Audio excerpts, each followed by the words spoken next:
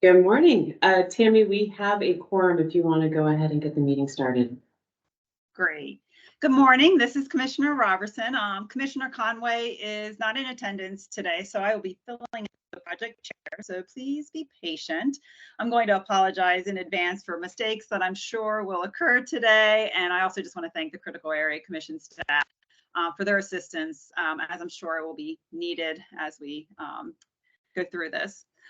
So the first order of business is the required statement regarding the meeting platform, which is virtual, and therefore the following statement is required to be read. The project subcommittee of the Critical Area Commission is holding this meeting virtually. This meeting is being held using Microsoft Teams and will be streamed live to the public. The public will be able to view the meeting from the Commission's website, and the meeting will be closed captioned. Minutes of the meeting will be provided on our website. And so now I'll turn it over to Critical Area Commission staff who will go through the roll call. Okay, I will do my best to keep up with everyone. And if at the end I missed a commissioner, please introduce yourself. So I know we have Theo Williams sitting in today for Julia Glantz, DHCD, Anita Grant, Rosa Hantz, Sean Kiernan, Jim Palma, Hitesh Patel, Tammy Robertson, Brian Roche. Are there any other commissioners who I have missed? All right, I believe that's our roll call. All right, thanks, Kate. The next order of business is the approval of the November 1st Project Committee minutes. May I have a motion to approve the minutes from a commissioner? So Thank moved. All right, thank you, Commissioner Hantz. And then I'm not sure who the second motion was, but if I could have that commissioner second, that would be great. Yeah, I'll second Theo. All right, thank you. Any amendments or discussions in regards to the November 1st minutes? Hearing none, I'll call for a vote. All those in favor, please unmute and say aye. Aye. Aye. Aye. Any denials? And anybody abstaining? Any commissioner abstaining? All right, perfect. I think we've gone through the first order of business. All right, so we'll move on to the first project on today's agenda, which is WSSC's Western Branch Water Resources Recovery Facility Main Substation Replacement in Prince George's County. That is a mouthful. And Annie will be presenting the project, so I will turn it over to her. Great. Thank you so much, Commissioner Robertson. Hopefully everybody can share my screen, but please give me a shout if you can't see it. So as Commissioner Robertson said, I am Annie Sakarik, and I will be presenting the Washington Suburban Sanitation Commission's Western Branch Water Resources Recovery Facility Main Substation Replacement Project. We have representatives from the project on the call to help answer any questions that may come up, so I appreciate their time for being here today. So the project site is located in Upper Marlboro in Prince George's County, as shown by the yellow box on this map. Washington Suburban Sanitation Commission, or WSSC, is a quasi-state institution, and they do have a Memorandum of Understanding, or MOU, with our office that covers facility repair, maintenance, and construction with under 10,000 square feet of land disturbance. However, this project exceeds the thresholds of the MOU, so that's why it's coming to you today for review and approval. I'm now going to run through a description of the project and proposed impacts, but as a heads up of what's to come, Commission staff is recommending approval of this project. So here is an aerial of the site showing existing conditions. The property is approximately 322 acres, of which 308 acres are located within the Critical Areas Resource Conservation Area. WSSC is proposing to replace the existing main substation switchgear enclosure with a larger building and new power generators. The yellow box gives you a general idea of where the project will take place. Please note the orientation here because on the next slide, you'll see a site plan where the orientation is rotated toward the west. So here's a site plan, and as I mentioned, it has been rotated counterclockwise. So the red is showing the limit of disturbance, or LOD, and the yellow area is the total lot coverage. The project's LOD is approximately 1 acre, and there will be a 0.1 acre increase in lot coverage. The project will not impact the buffer or other habitat protection areas and is not located immediately adjacent to any tidal or non-tidal wetlands. Additionally, the project will not result in any tree clearing, and the property will remain under the 15% lot coverage limit. Critical area stormwater management is required for all disturbance greater than 250 square feet on state-owned land.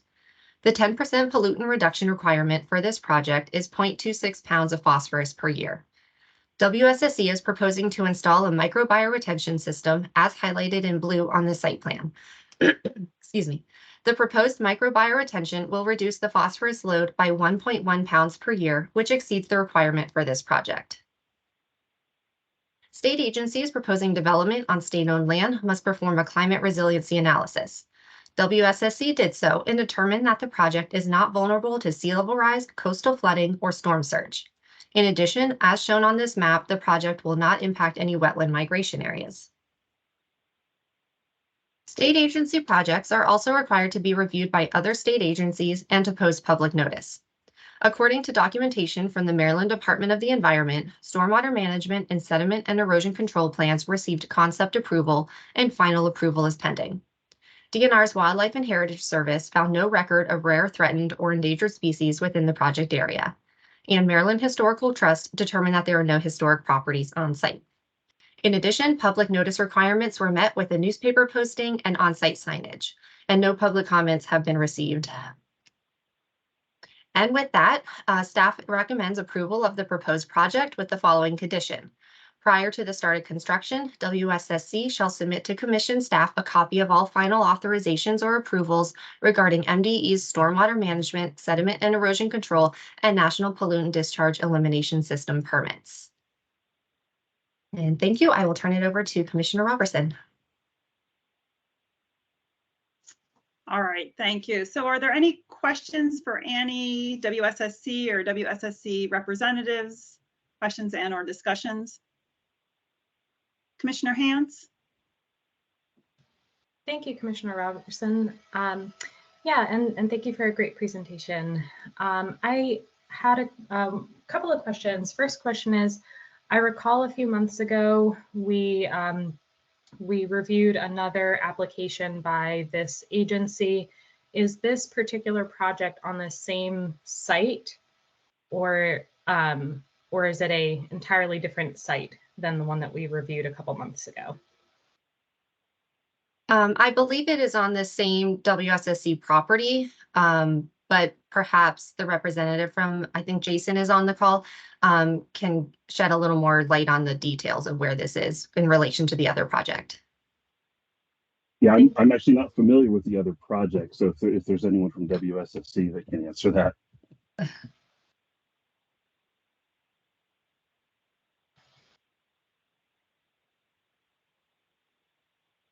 All right, we'll take the silence as there's no one able to respond. So are we, Commissioner Hans, are you just interested in knowing what the, I guess, if it is located on the same project, what, do you have a specific question? Yeah, because I'm curious, because one of the outcomes of that discussion was looking into other projects on WSSC's grounds. So that's why I was wondering if this was a direct follow-up to that, or if this was a completely unrelated project, possibly even on another site. I think, I'm not sure if this is going to answer your question, Commissioner Hans, but we will have an update on later on in the afternoon commission meeting about the status of the MOU update, which I believe a lot of questions came from the previous project that was presented at a previous commission meeting. So there has been some work behind the scenes in terms of updating the WSSC MOU that we have with them to address some of those questions and just, the general update. So there will be I believe that Nick Kelly will be presenting a quick update about that this afternoon.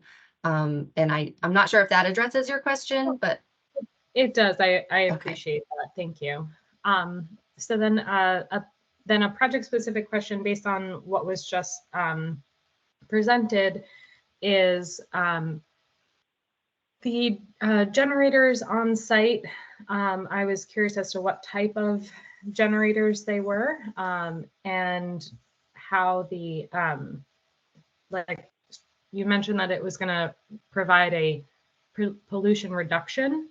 So I was just kind of curious what if any generation is on site currently, and how would fossil fuel generators produce less production than whatever is currently on site? Well, I would like to turn it over to Jason to answer the question about the specifics regarding the generators. But I think in my presentation, I had mentioned pollutant reduction, but that was specifically with regard to the critical area 10% phosphorus reduction requirement.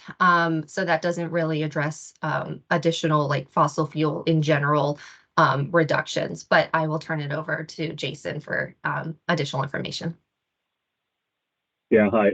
I'm actually the civil engineer on the project. I was hoping to get the electrical and some other folks in on this call. I can address questions about the pollution reduction from the stormwater management, but in terms of environmental concerns from the generators and such, that was not my part in the project.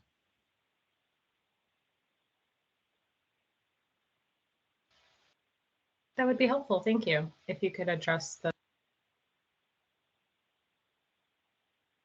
Do you have a specific question about it? Yeah, what is the anticipated runoff from the electrical generation? I'm not even sure what kind of generators we're talking about, right? Whether it's diesel or, otherwise.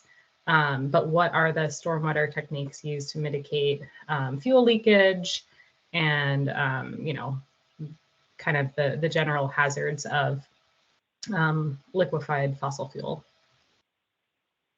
So I know that these are diesel powered generators, and they have an internal tank inside the unit. Any spill is expected to be contained in a pit before it can leak into the environment. But additionally, if anything were to actually escape that system, the bioretention basin can provide a kind of a secondary treatment to that. Jason, this is Patty Jones with WSSC. First of all, the generators, you are correct, they will be diesel. They're being installed with this project as part of the essentially wastewater treatment's critical infrastructure. We're putting in backup generators as a cautionary item for if we lose utility power. So that's why they're being installed. We do not have a specific mandate from MDE to install backup power, but it is, part of one of the recommendations of 10 state standards that wastewater is critical infrastructure. It should have redundant, power sources. So it's part and parcel our climate resiliency initiative. The generators themselves, the fuel tanks are sized to provide runtime for 24 hours for each generator. There'll be two of them actually. Each fuel tank is a double-walled fuel tank, so it has within the tank itself, it has its own secondary containment. And in between those two walls is monitoring to detect whether the primary fuel cell has had, any leaks. And yes, then the containment pad or the concrete pad that the generator sits on will have a certain amount of additional containment. So there are multiple levels of, you know, monitoring and protection for, assuring that the fuel stays in, the fuel tank. So these are not, we will not have like huge, like 10,000 gallon tanks sitting out here on this site. These are literally just, what we call belly tanks. So it's a fuel tank within the enclosure of the generator system itself.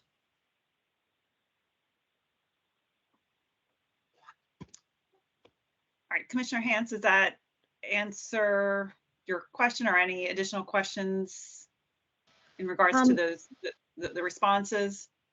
That was very helpful information. Thank you for sharing. I think that the only aspect of the question that didn't get answered was, are these generators going, if approved, are they going to be new to the site, or are they replacing something that? It's part and parcel. So currently the facility has generators, but the generators, the emergency generators or backup generators that are currently out there are only capable of operating our raw influent pumps and our UV disinfection. So if we lose utility power right now, the only thing we're capable of doing is moving water through the facility. We're not actually, don't have the power capacity to actually treat. So these backup generators will replace those generators, and they are larger size so that we would actually be able to run our treatment equipment and maintain and continue treating the wastewater that is coming in our facility, as opposed to just simply, moving it through it. Thank you so much. Much appreciated. All right, any other questions or discussions on the project? All right, then I will move or request a motion to approve the staff recommendation.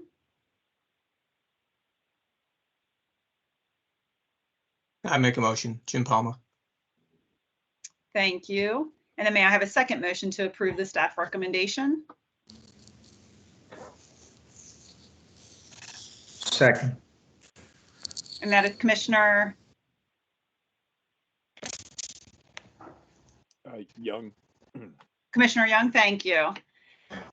Any discussion? Hearing none, all those in favor, please unmute and say aye. Aye. Aye. Aye. All right, any denial? And any commissioner abstaining from today's vote?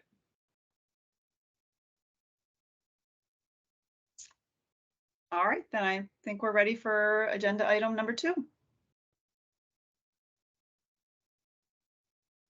All right, the second project on today's agenda is a Department of Natural Resources project at Elk Neck State Park in Cecil County, and Susan will present the project, so I'll turn it over to Susan.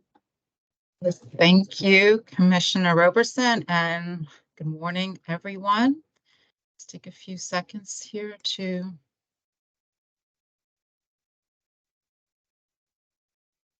share my screen. Can everyone see the presentation now? Yep. All right. So thank you once again. Good morning. I'm Susan McCloof, and I will be presenting the DNR DGS Rustic Cabins Malden Mountain Bathhouse Renovations Project at Elk Neck State Park. This project requires review and approval by the Commission because it's not eligible for review under the Memorandum of Understanding between DNR and the Commission due to exceeding the thresholds for review under the MOU. This project also requires conditional approval because the proposed permanent disturbance in the buffer is not water dependent.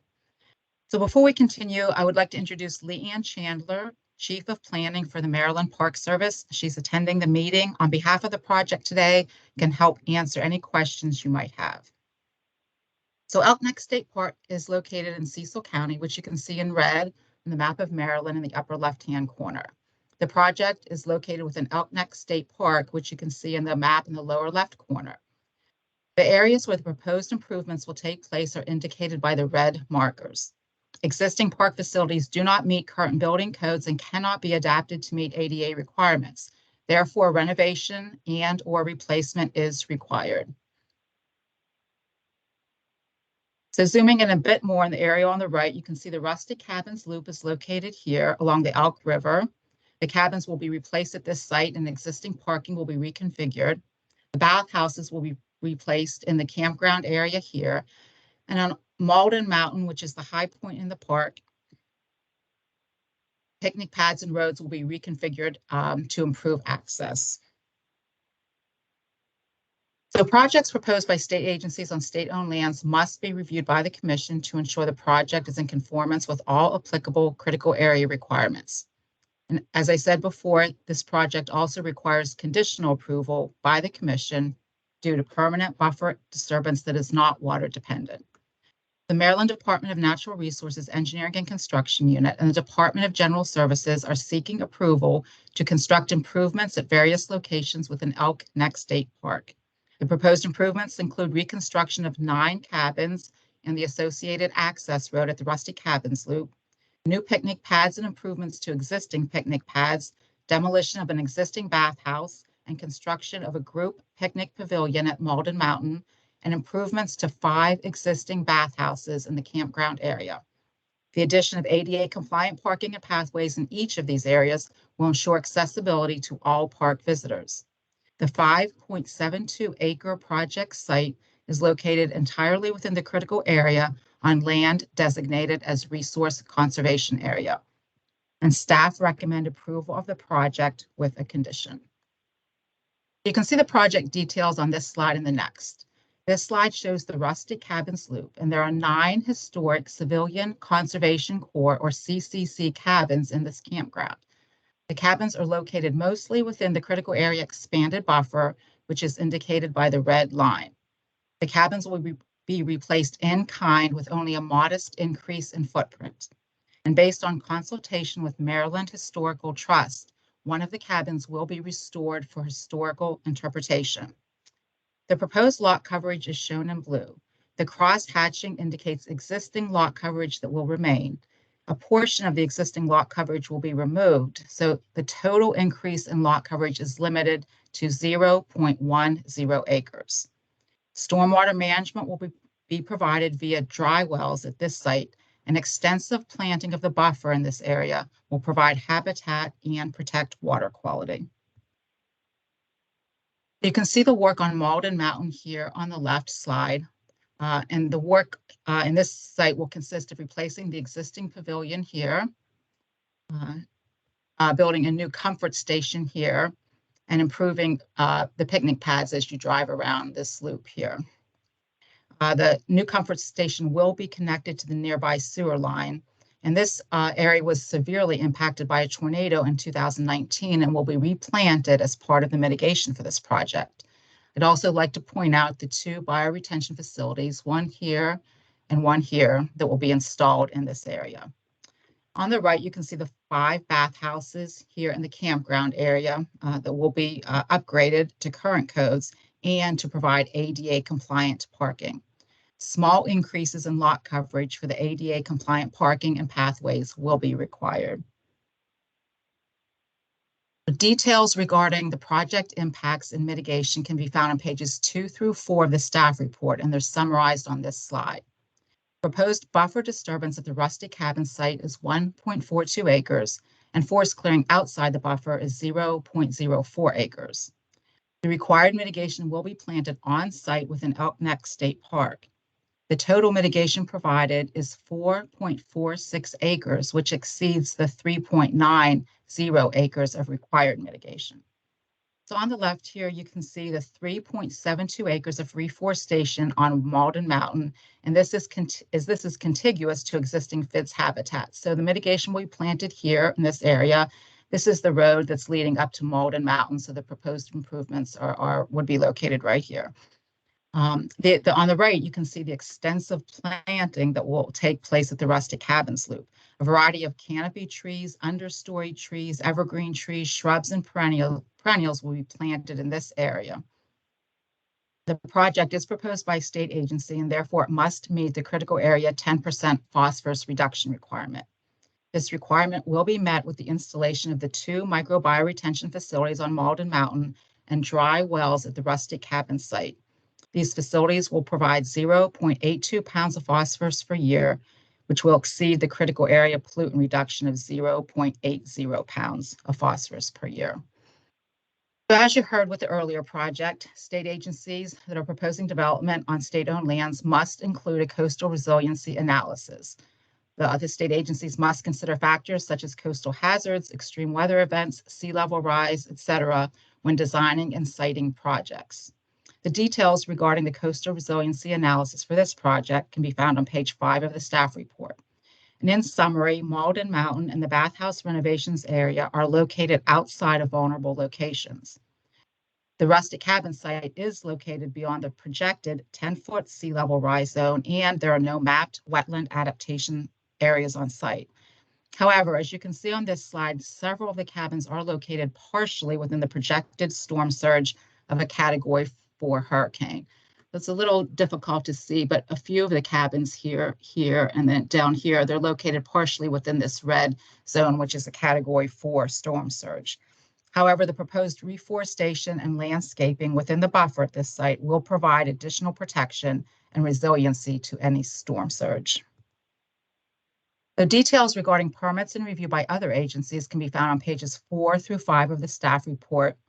And the reviews are summarized here. For this project, I just want to note that the Maryland Historical Trust determined in a letter dated February 3rd, 2023, that the project will have an adverse effect on historic properties.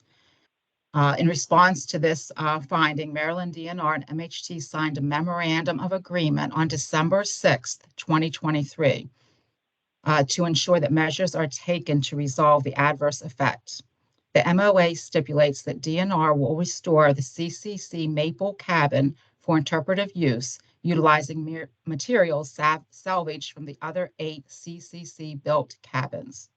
DNR will incorporate MHT's comments in the final plans and interpretive panel design and will provide MHT with photos of the completed project. As noted earlier, the project will result in buffer disturbance and therefore conditional approval by the Commission is required. The conditional approval process is described on pages 5 through 8 of the staff report and is summarized on the following slides.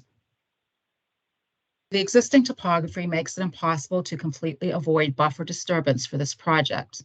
The rustic cabins were constructed on a bluff overlooking the Elk River by the Civilian Conservation Corps, and replacing them outside the buffer in another location would destroy the historic site. The placement of the new cabins is within the footprints of the existing cabins, the maximum extent possible, and none of the cabins are located closer to the shoreline. The proposed mitigation plantings, 4.46 acres in total, will provide water quality and habitat benefits at both the rustic cabin site and on Malden Mountain. The proposed planting at the rustic cabin site will restore natural vegetation in the buffer, and the mitigation proposed on Malden Mountain is adjacent to the existing FIDS habitat and will restore an area of tornado-damaged forest. The proposed stormwater management will provide water quality treatment at both the rustic cabins and Malden Mountain sites. And other than the buffer disturbance, the project conforms to the regulations in COMAR 2702. If buffer disturbance is not allowed on this site, it would prevent DNR and DGS from meeting ADA accessibility requirements, and it would prevent DNR from replacing the existing dilapidated structures that are no longer in use and do not meet existing building and fire codes.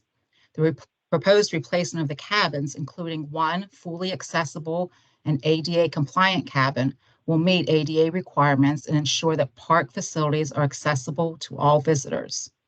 Other than the proposed buffer disturbance, the project conforms to the criteria in COMAR 270205.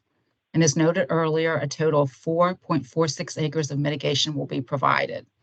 These mitigation plantings will provide water quality and habitat benefits and are in keeping with the goals and objectives of the critical area program. So per COMAR 270206, the Commission shall approve, deny, or request modifications to a conditional approval request based on the following factors: the extent to which the proposal complies with the relevant chapters of COMAR 2702, the adequacy of the proposed required mitigation measures to address the requirements of COMAR 2702 that cannot be met by the project, and finally, the extent to which the proposal, including any mitigation measures, provides substantial public benefits to the overall critical area program. So staff recommend approval of this project with the following condition. Within 60 days or prior to the start of construction, whichever comes first, DNR DGS shall forward a copy of final approvals from the Maryland Department of Environment for stormwater management and erosion and sediment control to Commission staff. So thank you for your attention. I will now turn it back over to the project subcommittee chair for any discussion. Thank you, Susan. Do we have any questions or comments, discussions that we'd like to ask Susan, DNR, or DNR representatives? All right, Commissioner Hands. I'll make it quick. I think this is a really exemplary project, and I applaud the agencies and trust and, all the clear work and collaboration that went into this effort. Thanks for a great presentation as well, Susan. Thank you. All right, hearing no other comments or questions, may I have a motion for conditional approval of the project with the recommended conditions that were outlined by staff today?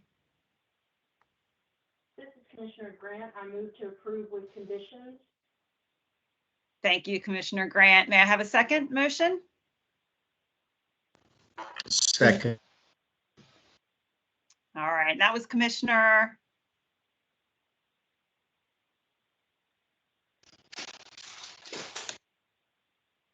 Can I, the commissioner who's second, may I have the name, please? Or Kate, if you got the name, give me a. I think it was Williams. Okay. No, So Commissioner. I can second, but I didn't second. If you want me to second, I'm happy to do it. All right, No, Commissioner. Okay, the Commissioner Williams will second the motion. Any discussion? Hearing none, I'll call for a vote. All those in favor, please unmute and say aye. Aye. Aye. Aye. Aye. Are there any commissioners that vote to deny the project? Are there any commissioners abstaining from today's vote?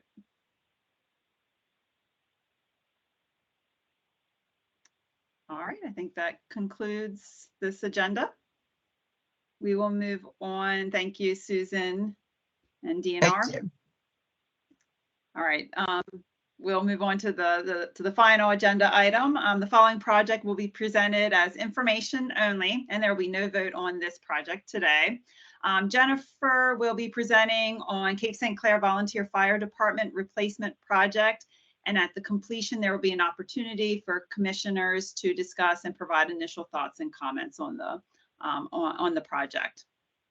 All right. Thank Jennifer? you, Commissioner Roberson. I just would like to, before I begin, want to point out a couple things. One, I am battling something going on with my throat, and when I talk, it actually makes me cough. So if I have a coughing fit, I do apologize in advance. Also, we do have representatives from Anne Arundel County here today. And obviously, the whole point of this is for discussion and information only. But I do want to thank them for all of their work and coordination thus far, especially Emma and Michael Day and the fire department with all of the back and forth just to get to this point for information only. When I'm in presentation mode, I won't be able to see you, so please speak up if you don't see my slides advancing or if you cannot hear me. Should be able to see my presentation now. Does it look good? Yes. Okay. So again, we're bringing this before you today just for information and discussion due to the overall impacts to the site and the total mitigation that is required as a result. Eventually, though, this project will require the review and approval by the commission as a conditional approval. So we are talking about a redevelopment of the Cape St. Clair Fire Station, which is in Anne Arundel County, and Cape St. Clair is kind of on the eastern side of the county, located off the Magothy River. Before I get into the project details, I just want to kind of point out some of the overall questions that commission staff had that I think would be beneficial to kind of focus the discussion today. One deals with the offsite mitigation proposal. Really, overall, is the commission comfortable with the concept? To discuss the overall impacts to the forest, developed woodland, and buffer as it relates to the proposed stormwater management facilities. And potentially, are there alternative design and stormwater practices that can reduce the overall impacts and require mitigation, and what kind of information the commission would want if they are looking for additional information on the feasibility of design alternatives. So the site area comprises of about 5.53 acres. There are two different parcels to note. The one, if you could see my cursor in orange, is what we're going to call the fire station parcel. And the adjacent parcel, which is outlined in blue, is about 4.54 acres, and that's parcel 36. The fire station parcel is about just under an acre. Some of the existing features on site to note is that the fire station itself, and then the parking lot that serves the fire station. There is a cell tower and utility pad towards the back end of the fire station. There is an existing regenerative stormwater conveyance system that, if you can see my cursor, you can kind of see the whole outline of the stormwater practice. That was installed, I believe, in 2018 as a result with another project for the Cape St. Clair Road widening project. And this fire station fronts Cape St. Clair Road. The existing stormwater feature takes in stormwater for about a 13-acre drainage area uphill, as well as some stormwater runoff from the fire station parcel.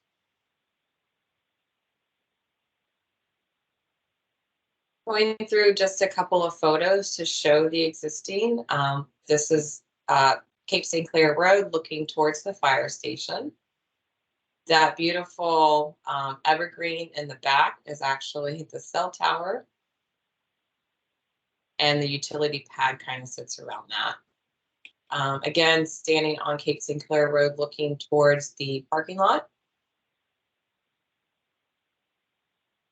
And this is kind of the inlet that feeds into the regenerative stormwater conveyance system, which is a little hard to see because there's trees that were planted as mitigation for the project that is growing up really nicely currently.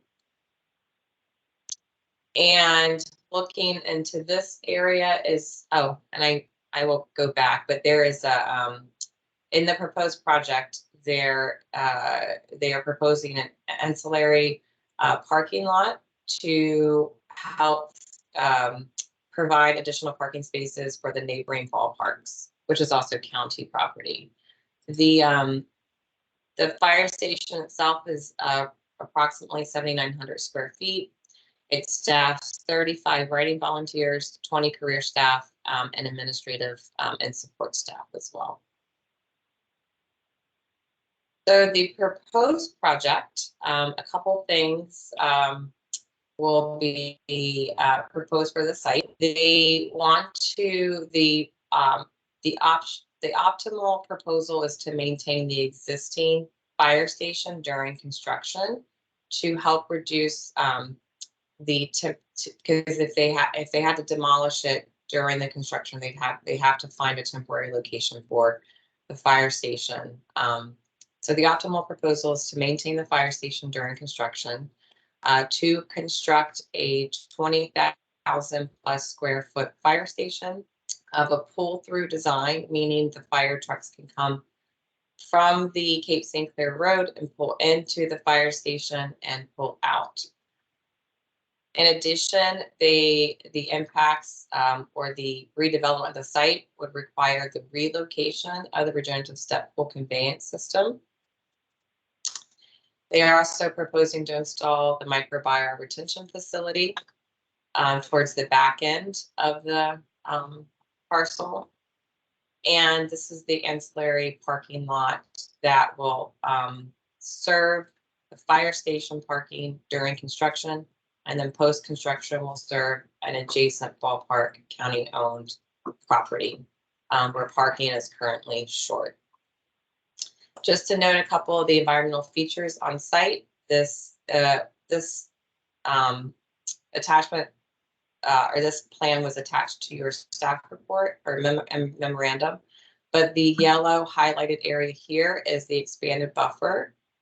The blue area here is the microbiome retention facility, and the blue area here is the relocated regenerative step pull conveyance system. And to note, the purple area here is the utility pad where the cell tower is also housed. The light green is indicating the existing tree canopy on site, and the dark green is what the tree canopy would be post-construction. So with all of this proposal, the proposed microbiome retention and the relocated regenerative stormwater conveyance system are the primary factors driving an upwards of 6.28 acres of mitigation requirement. The details of the impacts and the correlated mitigation ratios are detailed within the memorandum for you. But that number also includes mitigating for the impacting of the trees that were planted as a part of the mitigation requirement for the installation of the existing regenerative step pull conveyance system. The county estimates that they can plant approximately 26,000 square feet of mitigation on site. And the remaining portion of that planting, there is discussion about which the remaining portion is about 5.6 acres of mitigation requirement. The county is currently discussing the potential for the mitigation requirement to be debited from a planting site that the county completed 2 years ago at Rockhole Creek Farm in Breast River. This area is marked with the red pen here. And just to give you a reference, Cape St. Clair is located up here, if you can see my cursor. The site itself is approximately 397 acre parcel. This green line down here is showing you the resource conservation area, and about 50 acres are located within the critical area resource conservation area. As I noted, the county is currently in conversation with commission staff over the possibility to debit the remaining mitigation requirement from this project site. That was planned 2 years ago outside of the critical area. It's approximately, I believe, I thought it was 11 acres in my memorandum. But here it's noting 8 acres that was planted. And really, again, some of the questions that we have for the subcommittee and looking for feedback regarding this potential mitigation bank is, how does the subcommittee feel about the county taking a debit from a previous planting site? And really looking at the distance from the Cape St. Clair project outside of that watershed. Are there alternative sites closer to the impact site located within the critical area or within the same watershed that the county can fulfill remaining mitigation requirement.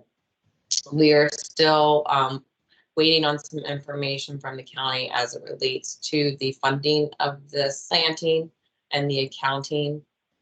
So it's unclear if this is a viable site to begin with, but we wanted to bring this to the subcommittee's attention to get feedback. It's important to note, though, that there are several factors that are driving the location, building size, and design preferences for the fire station. Those factors largely stem from the National Fire Protection Association standards and are described in detail within the memo.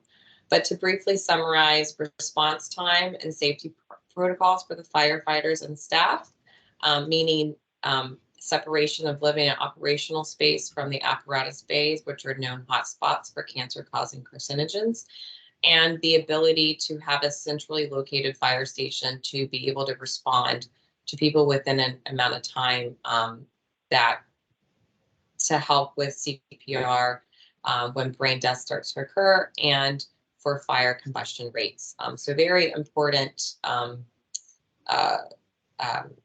information to note why there are preferred location and design preferences. Additionally, it's important to note the fire department put forth a great detail of time and effort analyzing several different location design alternatives. Again, all of that has been detailed within the memo, pages 4 through 6.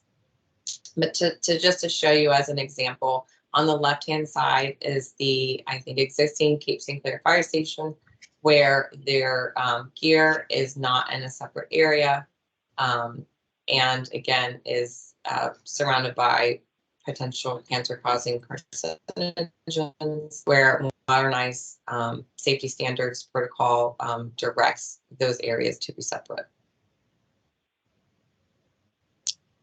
So for and another factor driving the design from a pull-through versus a back-in stems from safety and response timing as well. Currently, traffic has to be stopped from Cape St. Clair Road. Sorry if that is a little hard to see, to be able to back into the apparatus bays. And in 2015, a fire truck actually struck the side of the building attempting to back into the bays. The fire trucks located at the station are single engine trucks, and they're operated by one person. That makes maneuverability, especially when backing up in tight spaces, a little bit more challenging. So just to note a couple photos from that incident. As I previously mentioned, the county analyzed several alternatives from demolishing the existing station and changing the pull-through preference design back to a back-in station. All of the alternatives, though, resulted in the requirement of the existing regenerative step pull conveyance system to be relocated, which, as a reminder, is one of the driving factors behind the large mitigation requirement. However, the county did provide the alternative that you see before you that would allow the fire department to maintain the proposed size and pull-through design without impacting the existing step pull conveyance system, which would reduce the impacts and required mitigation. However, there are pros and cons with this alternative as well. The site is constrained, and that would require them to demolish the existing fire station to find a temporary location if that's even feasible. And that temporary location also has consideration for safety protocols for response timing. And I believe they'd have to give up some parking spaces. In addition, some large utility movements would have to occur. So bringing it back to the discussion, again, we're looking for feedback regarding the county's proposal on how potentially they would be able to mitigate the impacts from the fire station. The current discussion is the offsite location at Rockhole Creek Farm. But is the commission comfortable with it being outside of the critical area and so far removed from the impacts? How does the subcommittee feel about the county taking a debit from a previous planting site?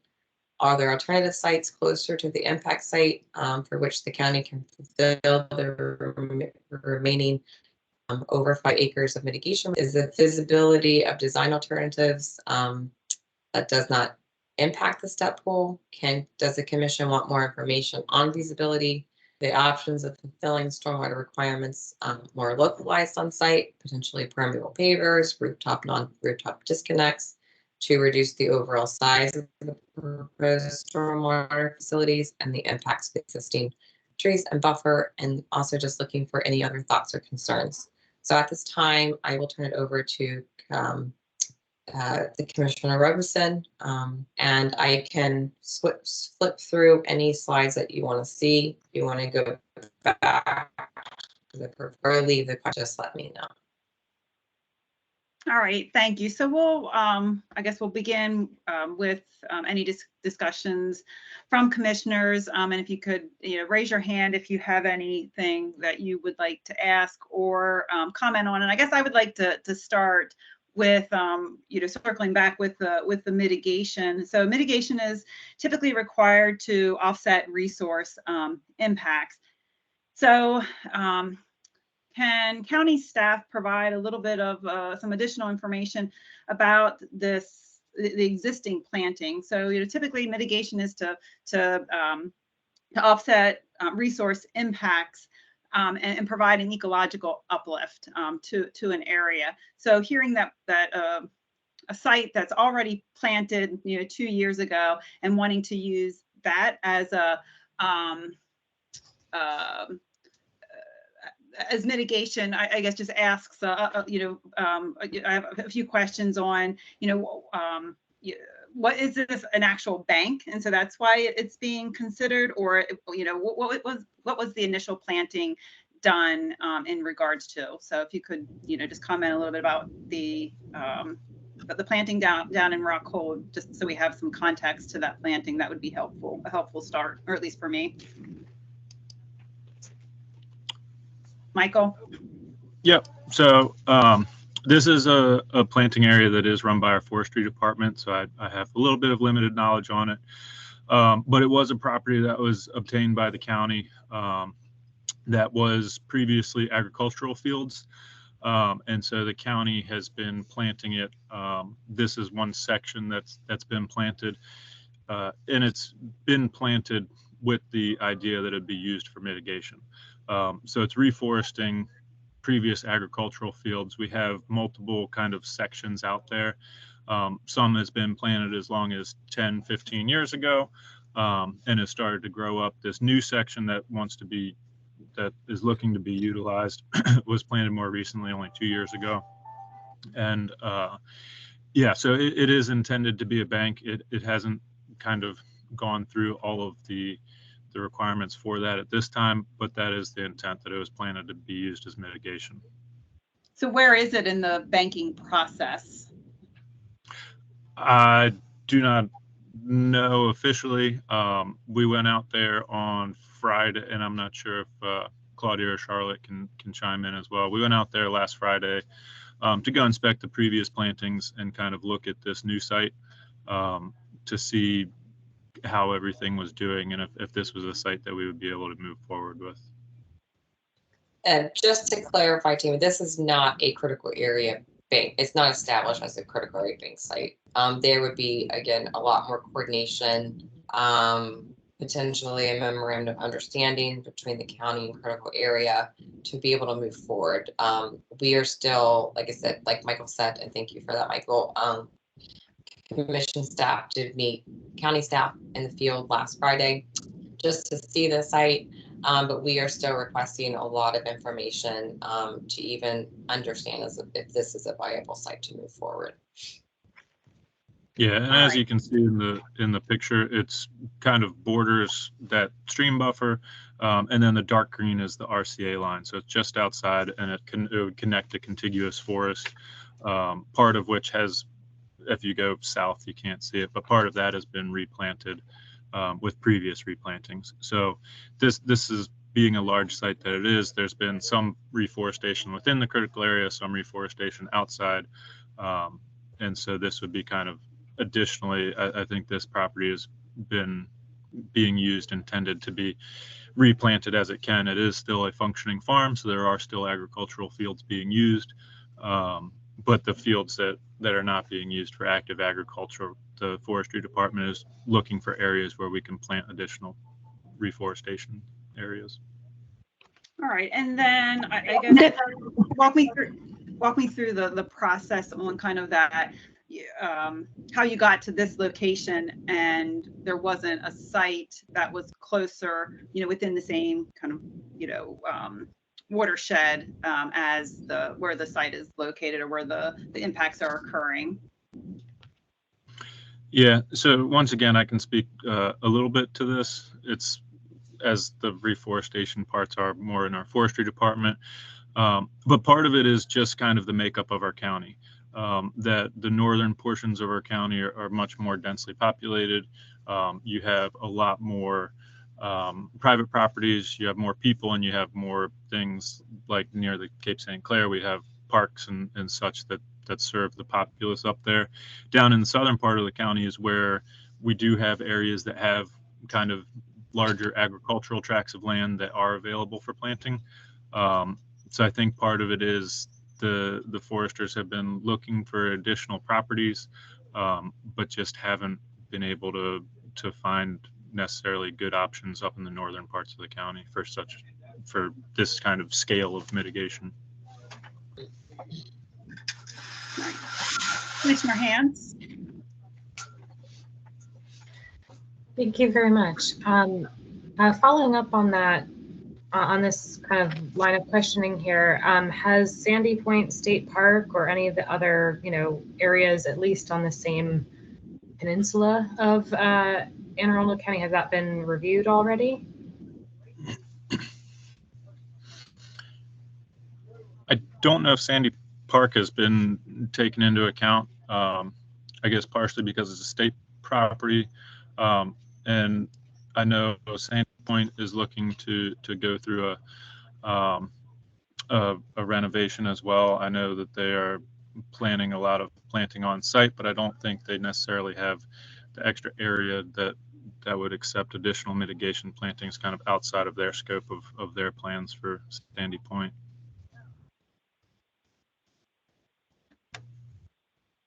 All right, Claudia Jones, do you have anything that you want to add to, I guess, that comment from myself and Commissioner Hans? Yeah, I was just going to say a few words about our site visit and what the mitigation site looked like. We spent about 4 hours out there on Friday, and we looked at the sites that had been planted over 10 years ago and the ones that is being requested as a mitigation site that was planted 2 years ago. Some of the sites have been using tubes and some of them not, to help with the deer population issues. And the sites looked pretty good, actually. The ones that have been planted for a while had canopy coverage, and except for along the edges, there were not many problems with invasive plant species. Also, as far as the ecology of the area, the plantings here that the county would like to use are adjacent to areas that have already been planted as a stream buffer. And it would also add on to land that is potential FIDS habitat. So I just wanted to say a few words about that. All right, thank you. Kate? Hey, good morning, everyone. It's Eric. I'm here with Kate and Emily. Yeah, it's a group effort this morning. I wanted to express my appreciation to Anne Arundel County folks for spending time with our subcommittee today. My question is about the funding for the plantings on this proposed site. Do you all know where that money is coming from or where it came from?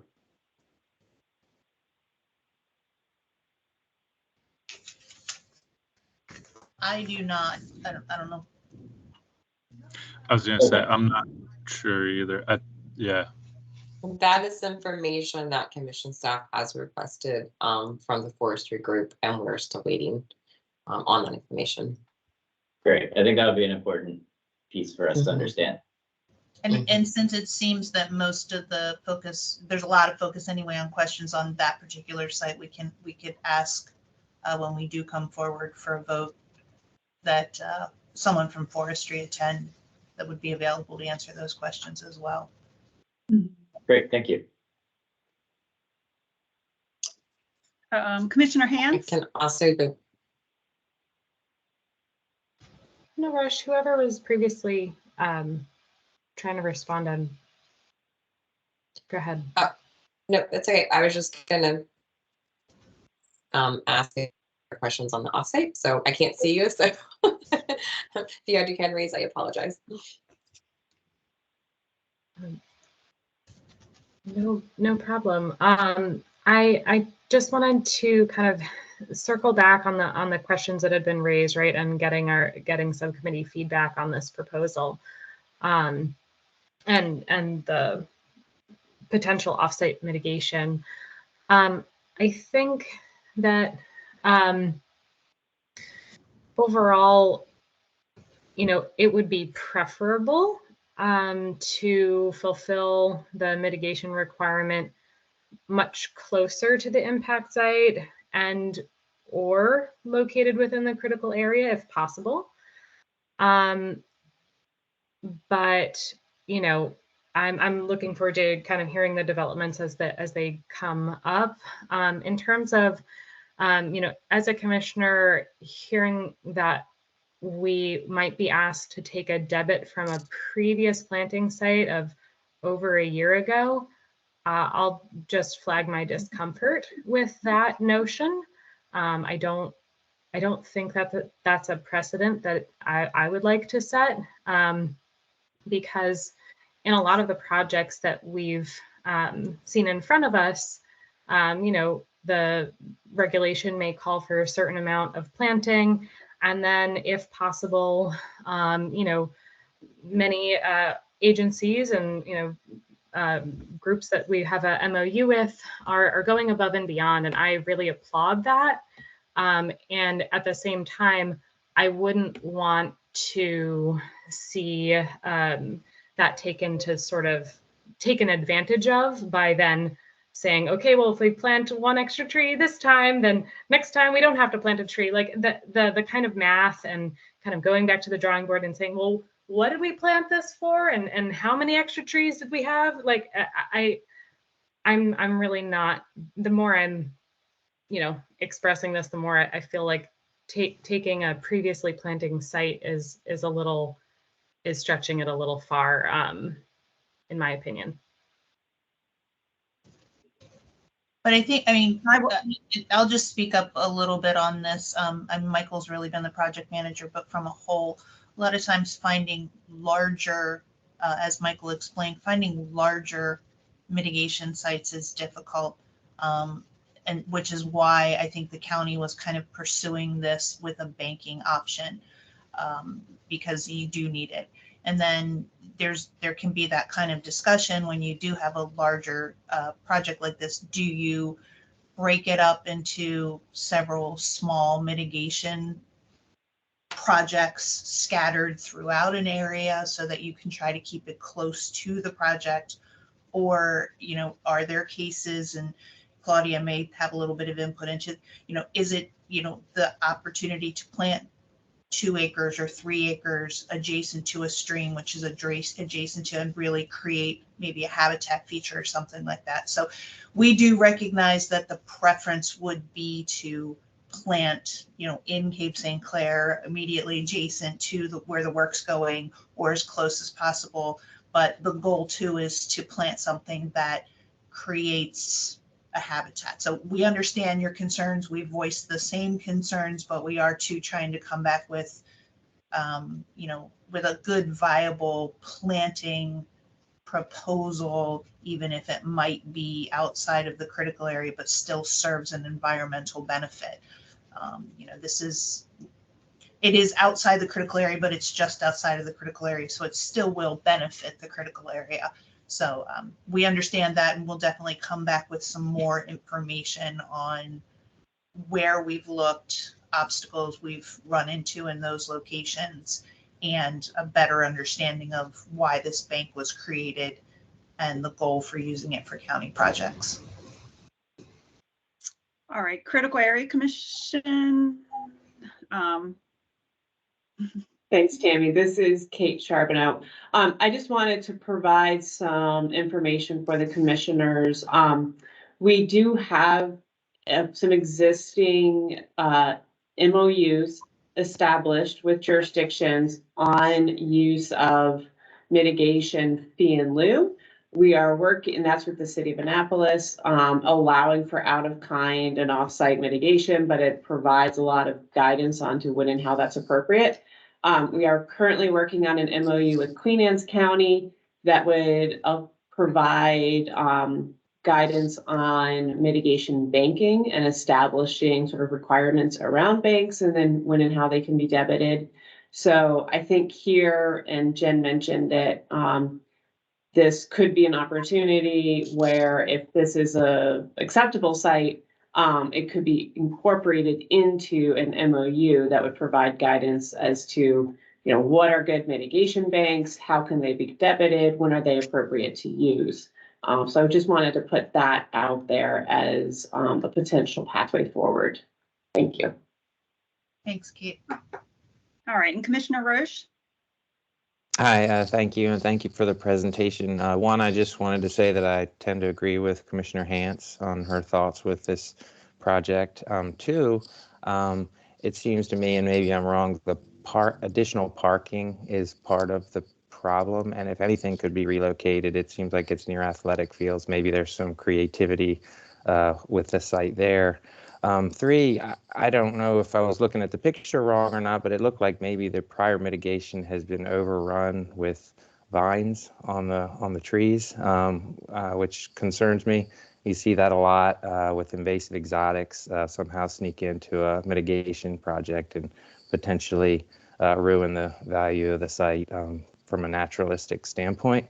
And three, I just wanted to raise the question to the commission that if this wasn't a firehouse under the flag of emergency and response times and all these crazy insurance requirements that unfortunately insurance companies pose on these fire companies and raise a lot of costs to our local jurisdictions and our fire companies, sometimes necessary, but sometimes unnecessarily. I'm sympathetic to what they struggle with there.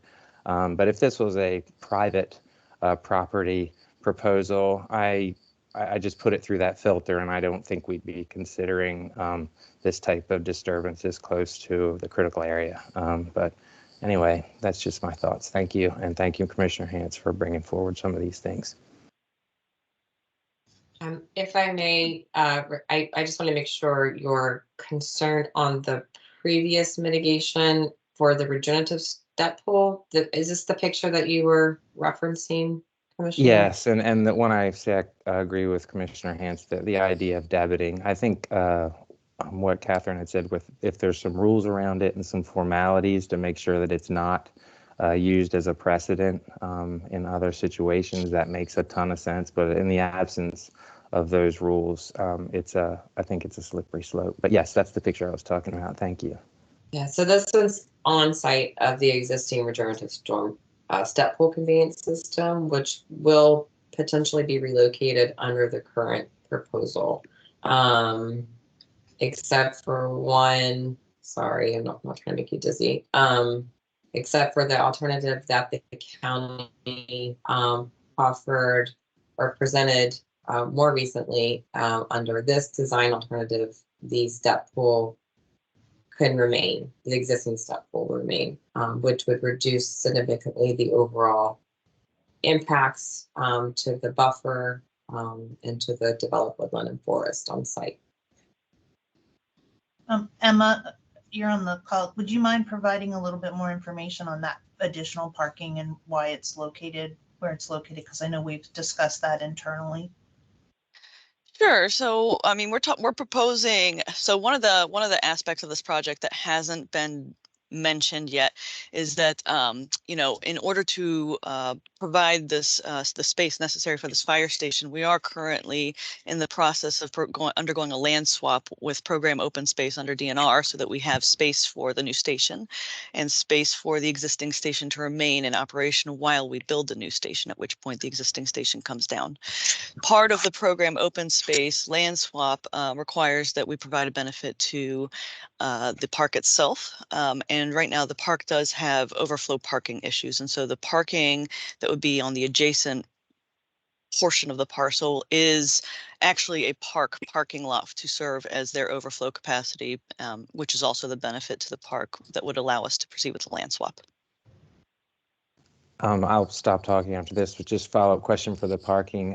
Is it, I don't think I caught whether it was actually impervious surface or whether any sort of just, you know, pervious parking had been proposed, since it's probably of a, on the weekends when everybody shows up for the baseball games type thing. And I know that there's some creative ways to address that, to leave it pervious and even grass, if you put some structural elements to allow the fields to be driven on or the adjacent areas to be driven on. Thank you for that. And to be frank, you know, we're open to the type of surface that parking lot is. As it is currently designed, it would be impervious. And because of the way these parcels break down, we're fully in compliance with, you know, the critical areas regulations on lot coverage, clearing, et cetera. But, you know, that is something that we are looking at, is how we might break our storm system down into smaller pieces. Thank you. So, and to add to that, Emma, thank you. And I wasn't clear on the presentation, I apologize, but the back end of the site for the new station is proposed to be treated with the microbioretention here, which is in the expanded buffer and is currently in developed woodland. And this portion of the property, the site, the new station will feed into the relocated, expanded regenerative. Just happened. Uh-oh. Uh-oh. I can confirm. Let me see if I can get that one back. The ancillary is currently being also fed into the proposed relocated regenerative stormwater feature. Let me see if I can get my presentation now. Sorry, Jen, I'm going to try to pull this up for you. Thank you. You're welcome. Okay, here we go.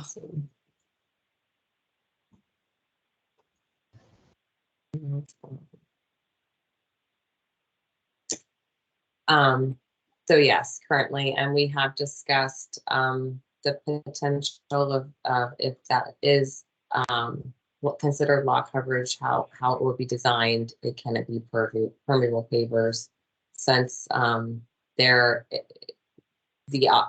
ability for permeable pavers for that site is pretty high and working and potentially could work really well. However, for the capacity for fire trucks, that needs to have more compacted material. So it would be very limited to be able to do permeable pavers on the fire station parcel for the areas where the fire trucks have to drive on.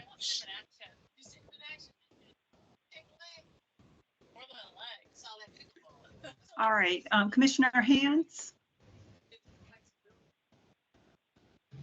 I appreciate those comments, and I second the concerns of Commissioner Roche. I think that it makes sense to focus on, you know, the area of minimizing pervious spaces where possible and where practicable. I don't think anyone is suggesting that, you know, the fire trucks, you know, obviously they need the proper design for their equipment. A follow-up question in terms of the set pools and bioretention facility, I'm wondering about basically finding one of the questions earlier had been finding on-site design features that could be like configured in such a way so as to minimize the impacts, right? So I think that's where we're headed, if possible. And the question I have is about the step pools themselves. I'm not particularly familiar with this design, and so I've only really seen these aerial drawings and then the photos of young-ish trees. What if this area were to be moved? Like, does it need? What are the features that would need to be considered, and is there any way to integrate some of the stormwater management into, kind of maintaining of as much forest as possible? Because I believe that a certain amount of natural features may be preferable to kind of clearing and then replanting of a similar but much younger stock. So this is Eric Michelson with Anne Arundel County. Just jump in here. I think, I appreciate the point that you're making. I think the thing to be to recall with this is that this is the feature as it exists now and as it's proposed to exist with the reconfiguration is that it's treating inline storm flows from not just the existing property, but from quite a bit of area upstream. So the disturbance, as you say, would have an impact, but just to retain sort of a shoulder forest isn't going to be providing any of the benefit in terms of the sort of inline bioretention treatment that even a reconfigured version of this feature will provide. I think so. It is a difficult conversation with regards to the trade-off question here, but I think that the feature, either in its current state or in its reconfigured state, is really providing sort of an outsized water quality benefit, even if it were to be, impacted as a result of the reconfiguration of the station.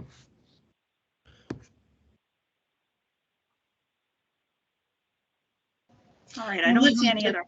Oh, sorry, I didn't raise my hand, but just take a second just to point out, I realized that, with some of the newer commissioners, the two sites that we've brought before you, they've been older existing sites that we're trying to renovate or repurpose or whatever. So they're very tight sites that were developed originally prior to critical area regulations. We're trying to revitalize those uses, the parking area that we brought before you the last time, and then this one. As far as like the debit situation, when we're doing new projects that are being designed with critical area in mind, we're doing our mitigation on those sites. We're not looking to go to other places. We're designing those projects to comply with critical area regulations. Unfortunately, the last two that we've brought before you, we're taking that insofar as possible clause that exists in our code and trying to satisfy both requirements. So I just don't want you to, because we have that banking situation, I don't want anyone to think that that's our preferred method. That banking situation was set up for projects like this that don't have any room on site. But we've done a pretty good job historically of finding park property for DPW projects, possibly finding school property for DPW projects. We've used a lot of those more obvious mitigation sites and have used them for years for the duration of our program. But when you come up with situations like this where you have a large amount, we can't always go to, a school or another park and say, hey, we need a couple acres, because you're always competing with that public use of the property, and most parks or schools don't want to give up that much land. So we're trying to satisfy both by creating banks. So for situations like this, but it wouldn't be something that would be our first go-to option for a new project being designed in compliance with critical area regulations. It really is for sites like this that are just really, really tough, because that just happens to be where they exist. Okay, just to clarify that statement though, but this is not this hasn't gone through the banking process. So this isn't really, this is not an official bank yet with the county, correct? No, but the banking, it's something that has been set up because over the last, like I said, we've used all the obvious locations, the open fields that Rec and Parks owns or whoever owns. We've used all those and we've recognized that it does get harder to find. So it's something that we're looking at doing. As Kate mentioned, other jurisdictions do it as well. So, you know, these two things are kind of happening together, setting up the bank officially, getting critical area permission to use it. And then we have this project that happens to need a large chunk of mitigation. I wanted to hopefully put to rest that this would not be our first preference going forward. It's if we can't find anything else, you know, rather than collecting a fee in lieu, you know, we do want to get plants in the ground and we do want to have, you know, create habitat in areas where it benefits the critical area, even if it happens to be just outside. So. All right, Michael, did you have some words on the matter too? Yeah, I just wanted to chime in and say, yeah, in regards to the mitigation area, in our discussions out there, the forestry department has taken the same standard that would be required of a private mitigation bank when doing the planting stocks, looking at the survivability of the plants, as well as security and protections for the planting.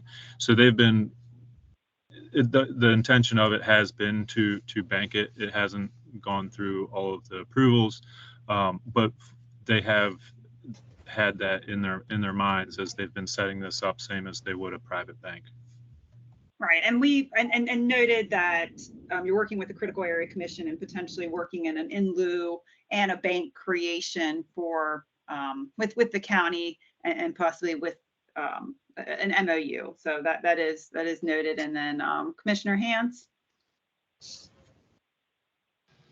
I appreciate what's being shared, and I understand that this is not the ideal situation, which is why it's in front of us. I do have just one comment I'd like to make in regards to the notion that Anne Arundel County has exhausted all locations for large-scale planting within the county park system.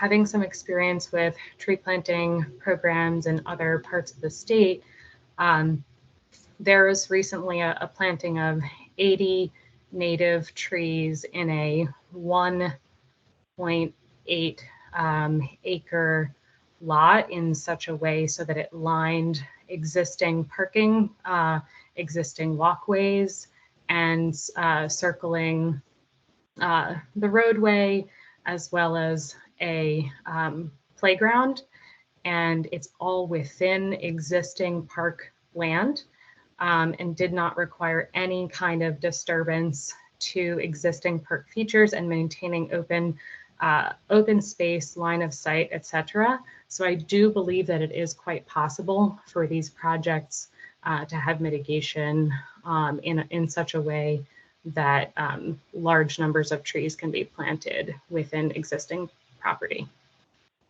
And that would be potentially something we could discuss with Claudia, because again, I think the question with something like that would come back is what is the greater benefit, you know, a 5 acre block of habitat or, you know, so there are a lot of things to be considered in a project like that. Visibility of parking and playgrounds and things like that becomes a concern with families that are using. So it's definitely something we can look into. And I didn't mean to imply that we've exhausted everything, but you know, the last few times we've gone back to Rec and Parks, there's been a little bit of hesitancy. So it's certainly something we can discuss with commission staff is what is the greater benefit to the environment and methods to planting as we move forward. And we can look at that when we develop the MOU, if that's the direction we go in. Thank you, Kelly. From the standpoint of time, is there specific directives or requests for additional information that the commission would like, the subcommittee would like to ask the county. Because they're going to take this information back and look at, you know, the proposal itself. Are there ways to minimize these impacts? Are there the ability to put the mitigation requirements in the ground? And how are they going to mitigate the 6 acres if the impacts are not reduced? So are there any specific directives, questions, information that the subcommittee would like to see further? Right. So I guess what I'm hearing today from the commissioners that the county should consider some considerations that the county should consider prior to submitting to the Critical Area Commission. Some of the items would be, you know, identifying the funding of the proposed site in Rockhold at this time. The funding source of that planting location has not been identified. I think the commission is strongly encouraging that that the county continues efforts to identify a site that's potentially closer to the proposed impacted area. Just noting that there is hesitation from a number of commissioners on the existing planting location.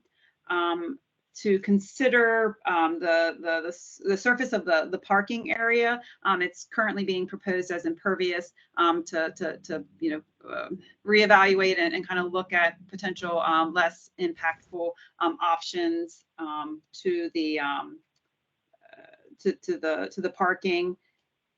And I think those are the big ticket items that I heard, unless another commissioner would like to jump in. And I see Sean, you want to provide a comment? I'm sorry, one other one I would just suggest is looking at any other opportunities to avoid significant tree impacts, especially in the parking area.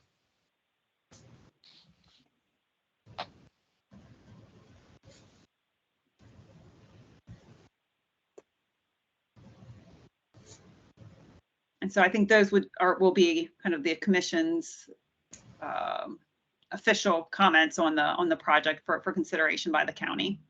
Okay, and those are all issues that we were discussing internally as well. So we'll make sure that we can address those when we come back.